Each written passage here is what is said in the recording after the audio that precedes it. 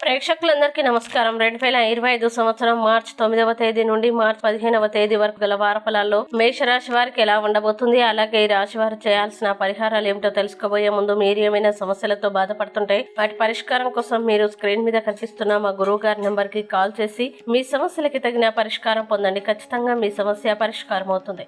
అలాగే మీరు మొదటిసారి మా ఛానల్ చూస్తున్నట్లయితే వెంటనే సబ్స్క్రైబ్ చేసుకోండి. ఇక పూర్తి వివరాల్లోకి వెళ్తే మేషరాశి వారికి ఈ వారం చంద్రరాశికి సంబంధించి 11వ ఇంట్లో ఉండడం వల్ల మీరు మీ కృషి ద్వారా మీ కార్యాలయంలో మాట్లాడగలమంటే అది మీ ప్రణాళికలు మరియు వ్యూహాలు మీకు అనుకూలంగా ఉంటాయి. అలాగే ఈ వారం క్లిష్ట పరిస్థితుల్లో మీ ధైర్యం ఎక్కువగా ఉంటుంది. రాజకీయాలతో సంబంధం ఉన్నవారు మేధోపరమైన నిర్ణయాలు తీసుకోవచ్చు. మీరు పోటీ పరీక్షల్లో విజయం సాధించవచ్చు. విద్యలో అడ్డంకులు తొలగిపోతాయి. పిల్లలు తల్లిదండ్రుల్ని గౌరవిస్తారు. మీరు మీ జీవిత భాగస్వామితో విహారయాత్రకి వెళ్ళవచ్చు. మీరు మీ ఇంట్లో పార్టీని ఏర్పాటు చేసుకోవచ్చు. మీరు ఖరీదైన వస్తువులను మరియు ఉపకరణాలని ఇష్టపడతారు.